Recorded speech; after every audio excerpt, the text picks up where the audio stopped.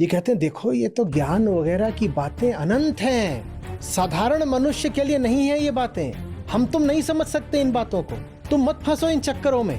तुम चुपचाप वो करो जो तुम्हारे बाप दादे करते आए हैं। बहुत मत उड़ो, औकात में रहो। मरोगे, गिरोगे।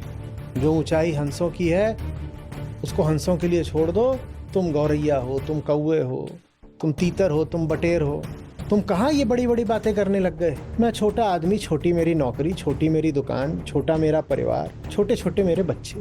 अरे मुझे उनका ख्याल रखना है। सुनते नहीं लोग कितने कातर स्वर में बोला करते हैं, मेरे तो छोटे छोटे बच्चे हैं। क्या बता रहे हो, पद्म भूषण मिला है? कौन सी इसमें ऐसी विशिष्ट बात है जो बिल्कुल ये जो कुछ भी बन रहे हो ना नया नया जो तुम पर फितूर चढ़ा है बिल्कुल उतार देंगे।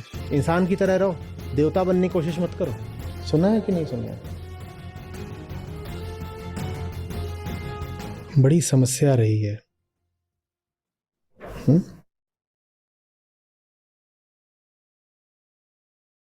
जो उच्चतम है, जो लक्ष्य है जीवन का,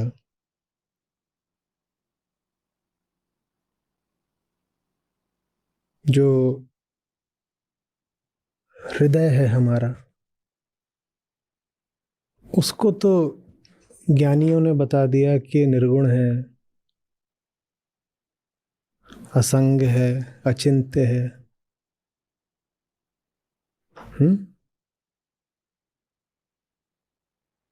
कल्पनातीत है।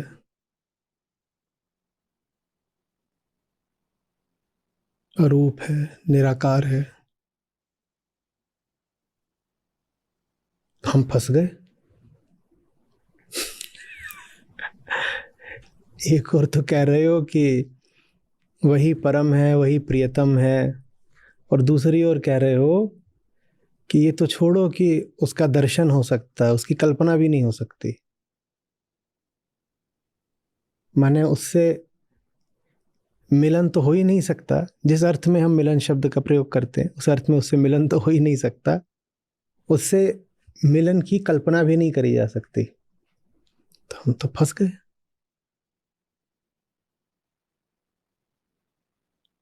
क्योंकि हम तो वो हैं जो अपने ही तल पर चल फिर सकते हैं, मिल बिछुड़ सकते हैं, सोच सकते हैं।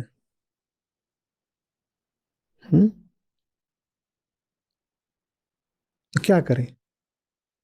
कोई छोटी मोटी चीज होती जो हमसे कह दी गई है कि बिल्कुल अज्ञेय है, तो हम फिर भी गुजारा कर लेते, दिल को समझा लेते, कहते चलो कोई अच्छी चीज थी, बढ़िया चीज थी, लेकिन अज्ञेय निकली भाई, अदृश्य निकली, अचिंत्य निकली। कोई बात नहीं, जी लेंगे, चला लेंगे काम। लेकिन यहां तो जो चीज अदृश्य और स्पर्श और अचिंत्य निकल रही है वो चीज नहीं है, वो हमारे प्राणों का आधार है, जीवन की ज्योत है। उसी के लिए जीना है, उसी के भरोसे चलना है। और हमसे कह दिया गया है कि उससे सम्मुख होने की कोई संभावना नहीं है। बड़ी समस्या हो गई। जिए तो जिए कैसे? तो इस समस्या का फिर 3 तरीके से उत्तर दिया गया है। 2 तरीके जाहिर है कृष्ण वाले नहीं हैं, और एक तरीका वो है जो आज श्री कृष्ण हमें श्रीमद् भगवद गीता में बता रहे हैं। ठीक है, पहले वो 2 तरीके समझ लेते हैं जो आज श्लोक में वर्णित नहीं है।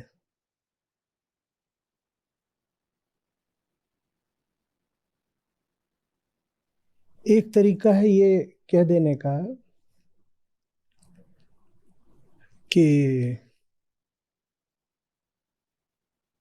वो निराकार है ना, हम तो साकार हैं, वो आकाश है ना, और हम तो पृथ्वी हैं। वो पराभौतिक है, हम पंचभूत हैं।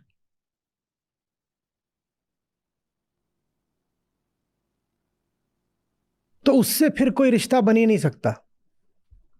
आसमान को आसमान की जगह रहने दो और पृथ्वी को पृथ्वी की जगह रहने दो। और ज्ञानियों ने ही तो कहा है कि आकाश और पृथ्वी के तल आयाम बिल्कुल भिन्न होते हैं, उन्होंने ही तो कहा है। तो ठीक है, हम उनकी बात माने लेते हैं, वो अपना काम करें, हम अपना काम करें।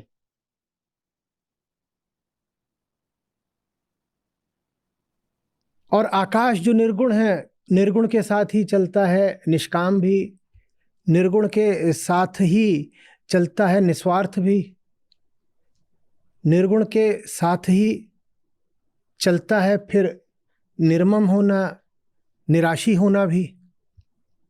ये सब आकाश की बातें हैं। तो जैसे ही हमने घोषित कर दिया कि आकाश तो आकाश है और हम तो जमीन है, वैसे ही सब आकाश की बातों से हमारा पिंड छूट गया। अब कोई दायित्व तो नहीं बचा कि निष्काम कर्म साधा जाए। अब कोई दायित्व तो नहीं बचा कि निस्वार्थता पर जोर दिया जाए। कुछ नहीं, क्योंकि ये सब बातें कहाँ की हैं? तो ऊपर की हैं। और हम तर्क दे सकते हैं कि ज्ञानियों ने ही तो कहा है कि ऊपर ऊपर है, नीचे नीचे है, नीचे का ऊपर से कोई मिलन हो नहीं सकता। तो निष्काम अगर किसी को होना भी है तो कौन होगा? वो जो ऊपर वाले हैं भाई, वो होते रहेंगे। हम कौन है? देखो, हम तो भौतिक आदमी हैं। हमें तो हमारे क्षुद्र स्वार्थों में ही जीने दो, हमें तो हमारी कामनाओं में ही लौटने दो, हमारा चलने दो काम। और ये हम नहीं कह रहे, ये तो हमारे महाज्ञानियों का आदेश है। उन्होंने ही कहा था कि भौतिक का पराभौतिक से कोई संबंध बन नहीं सकता, क्योंकि आयाम ही अलग हैं। तो जब भौतिक का पराभौतिक से कोई संबंध नहीं बन सकता, तो फिर मनुष्य का निष्कामता से भी कोई संबंध नहीं बन सकता, क्योंकि निष्कामता तो बात उसी आकाश की है जिस आकाश का निराकार है। तो हम बच गए। करना क्या है फिर? हमें कुछ नहीं करना, आकाश को नमन करना है, अपना काम करना है। भाई दुकान खोलो, पकौड़े तलने हैं।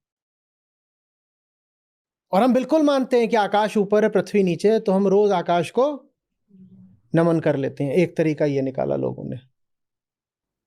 ये कहते हैं देखो, ये तो ज्ञान वगैरह की बातें अनंत हैं, साधारण मनुष्य के लिए नहीं है ये बातें। हम तुम नहीं समझ सकते इन बातों को। तुम मत फंसो इन चक्करों में। तुम चुपचाप वो करो जो तुम्हारे बाप दादे करते आए हैं। समाज की लीक का अनुसरण करो। कहां तुम आसमानी बातों में चल रहे हो? बगुला चला हंस की चाल, कौआ चला हंस की चाल।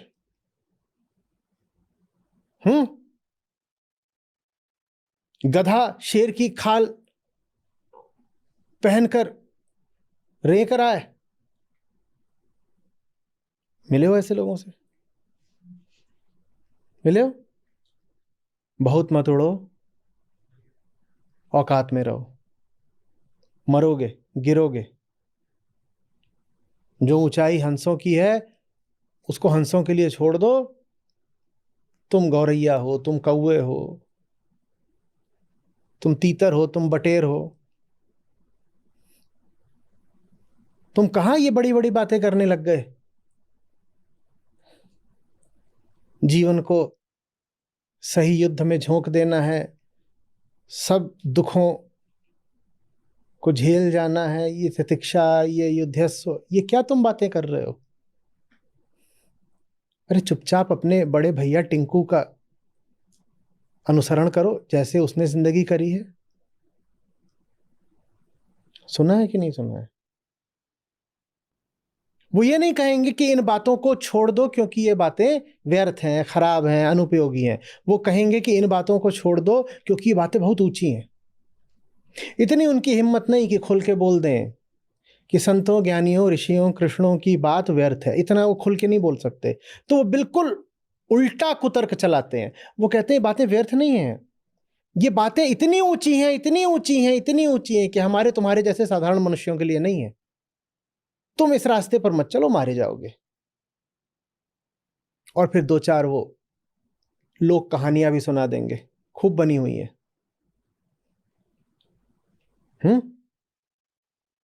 कि एक बार एक कुत्ता शेरों के बीच पड़ गया तो उसको लगा वो भी शेर है, तो सब शेर मिलकर के हाथी का शिकार करने गए। कुत्ता भी पहुंच गया और हाथी ने सूंड से उठा के उसको जो फेंका, तो कुत्ते को फिर याद आ गई भौ भौ। फिर जिंदगी में शेरों के पास नहीं गया, समझ गया कि उसकी औकात क्या है ना। ये सब बातें इसलिए करी जाती हैं ताकि आसमान से रिश्ता टूट जाए और फिर आसमानी होने से निष्कामता का जो दायित्व होता है वो भी ऊपर से हट जाए। जब हमने पहले ही घोषित कर दिया कि हम उस मंजिल के हैं ही नहीं, तो फिर उस मंजिल के साथ जो जिम्मेदारियां आती हैं वो भी हमारी हैं ही नहीं। ठीक है ना। धर्म का पालन वो करे,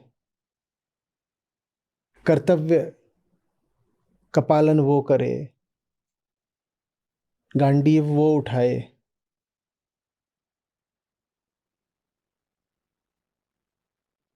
जो वहां का हो।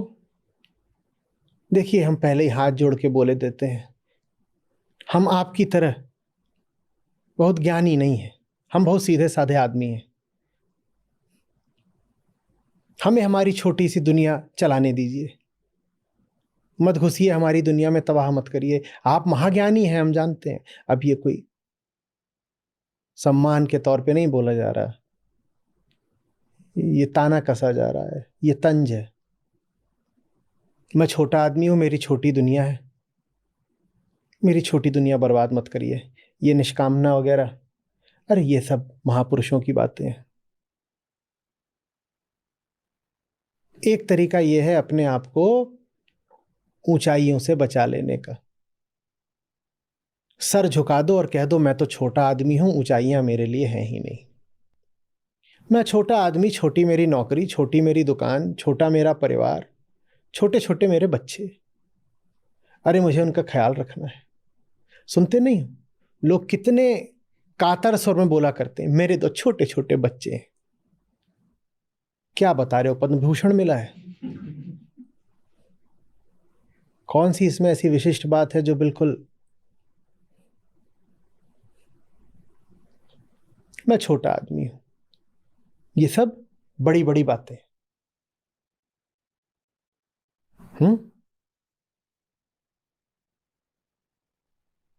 घर में कुछ चल रही हो, बिल्कुल ही सड़ी गली व्यर्थ चर्चा, गिरी हुई गॉसिप, और आप उसमें भाग लेने में रुचि न दिखाएं। अनुभव करा है कभी? भैया जी बहुत हाई फाई हो गए हैं, भैया गीता वीता पढ़ा करते हैं आधी रात को, हम जैसे छोटे लोगों की बातचीत में काहे बैठेंगे? सुना है कि नहीं? भैया अभी गीता पढ़ा करते हैं, न जाने कौन सा वो स्क्रीन पे लगाते हैं, क्या सुनते हैं, हाई फाई बातें। हम छोटे लोगों के साथ अब ये नहीं बैठेंगे। ये आपको लजाया जा रहा है, ये फप्तियां कसी जा रही हैं, और ये सब करने के पीछे उद्देश्य बस एक है, न ऊंचे उठो, न ऊंचे उठने के साथ जो जिम्मेदारियां आती हैं उनको उठाओ। न उठेंगे न जिम्मेदारी उठाएंगे, केचुआ बनकर धरती पर ही रेंगेंगे। केचुए को कौन सी जिम्मेदारी है? रेंग रहा है। कौन कभी जाकर के किसी केचुए को ताना मारता है कि तुझे कुछ पता भी है क्लाइमेट चेंज का? बस मिट्टी पे घूमता रहता है। कुछ किया तूने? कभी केचुए से आके किसी ने पूछा कि इतने सारे गीता सत्र तू क्यों नहीं देख रहा? केचुए से कोई नहीं पूछता। और अगर फिर आपको जो श्रम लगता है, जो मेहनत लगती है, ऊंचाइयों का जो मूल्य देना पड़ता है, उससे बचना है, तो बड़ा एक पुराना तरीका रहा है, घोषित कर दो मैं तो केचुआ हूं। भैया जी बड़े हाई फाई हैं, हम तो केचुआ है, हम तो केचुआ है, तो हमसे तो कोई उम्मीद रखना मत, हम तो केचुआ है। ये एक तरीका रहा है ऊंचाइयों से बचने का। ये अच्छे समझ में आ गया पहला वाला? क्या है ये तरीका? भैया हम छोटे आदमी हैं, भैया ये बड़ी बड़ी बातें हमारी समझ से बाहर हैं।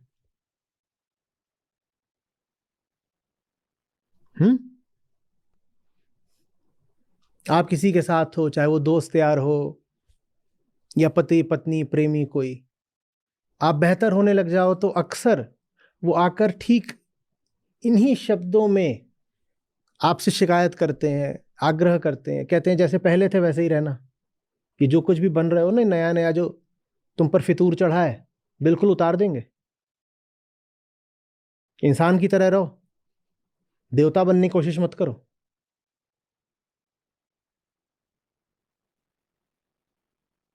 पूरब में इसको ऐसे कहते हैं, मनई धारण रहा। जब कोई ज्यादा उछलने लगता है तो उसको कहते हैं मनई धारण रहा। मनई माने मनुष्य, कि इंसान की तरह रहो, देवता नहीं हो जो इतनी बड़ी बड़ी बातें कर रहे हो।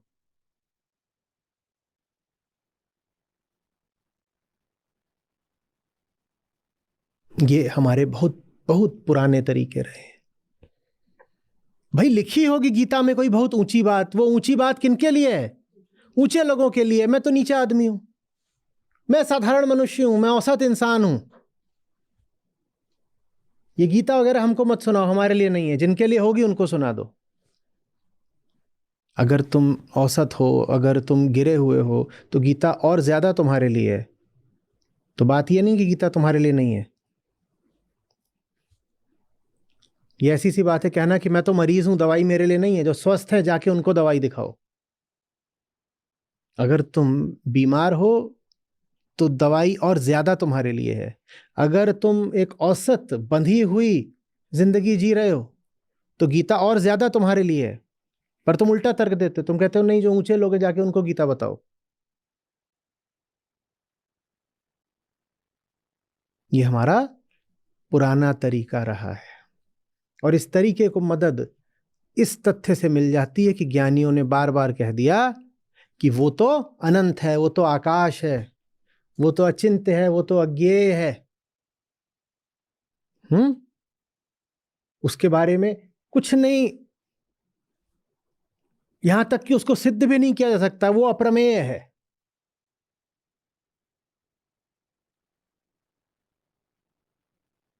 जहां कहीं भी जाता है मन उसकी कोई छवि बनाने के लिए, तो क्या निराधार है,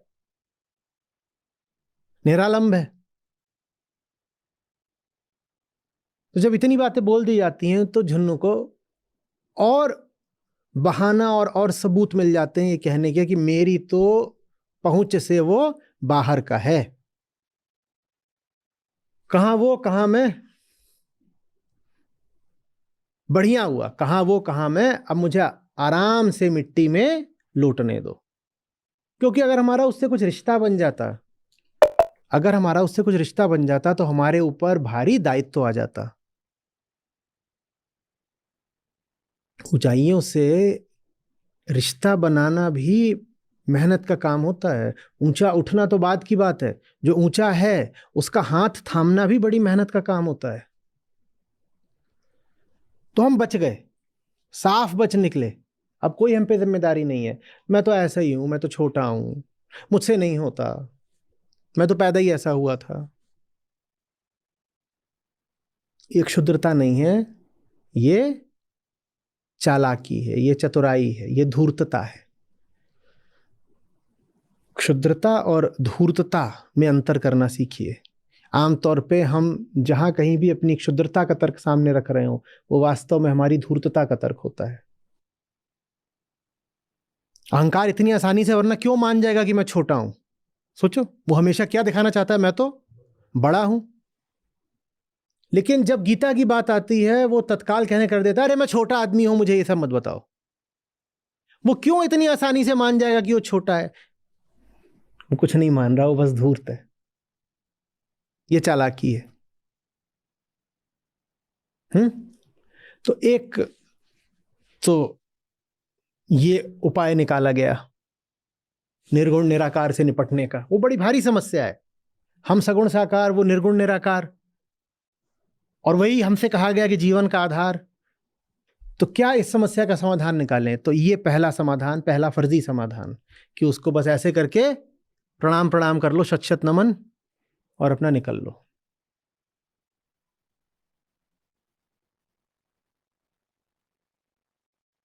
दूसरा फर्जी क्या समाधान निकाला गया?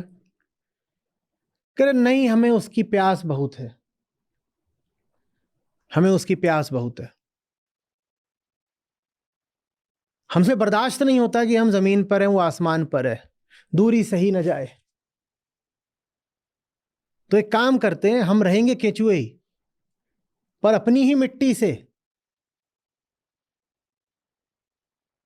एक कोई केचुआ चरित्र लिख देते हैं और कहते हैं यही यही आसमानी बात है।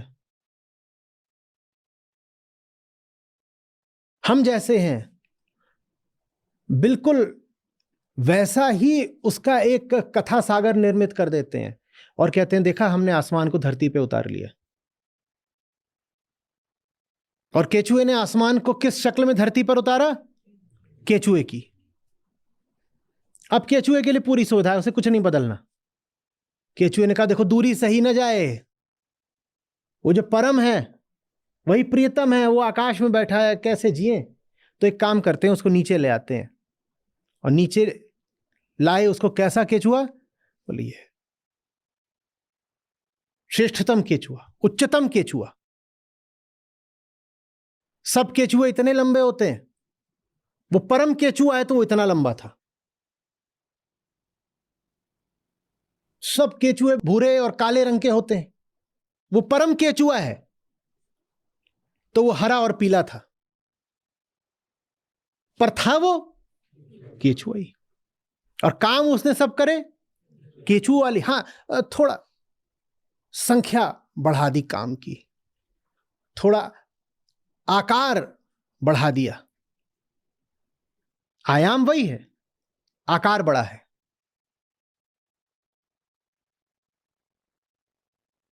आम केचुआ मान लो 2 साल जीता है, वो 200 साल जिया, तो संख्या बढ़ा दी।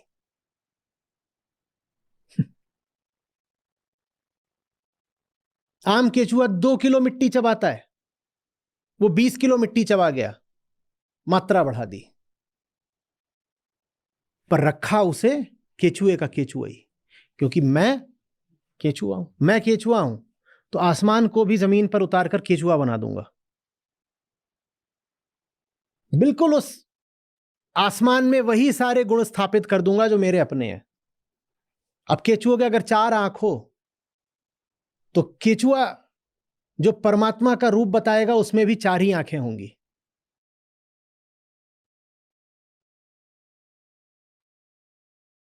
केचुओं के भी परमात्मा होते हैं, और यकीन करिए उनमें से कोई भी इंसानों की शक्ल में नहीं होते। केचुए पगला गए कि वो अपने भगवान, ईश्वर, आराध्य परमात्मा की रचना करें और उसको बना दें मनुष्य जैसा। बिल्कुल भी नहीं। केचुओं का होगा तो केचुए जैसा होगा, हाथियों का होगा तो हाथी जैसा होगा, मछलियों का होगा तो मछली जैसा होगा। और ये करके भी केचुआ साफ बच निकला ऊपर उठने से। बोल रहा ऊपर क्या उठना है, ऊपर कोई नीचे गिरा लिया। ऐसी चतुराई गजब। ऊपर उठ के क्या करेंगे, ऊपर वाले को ही नीचे बुला लिया और नीचे बुला के उसे बिल्कुल अपने जैसा बना लिया। और कहीं कोई शक न करने लगे कि वो ऊपर वाला तो बिल्कुल तुम्हारे ही जैसा है, तो उसे अपने से इतना आगे रखा कि आम केचुआ इतना लंबा तो केचुओं का परमात्मा इतना लंबा।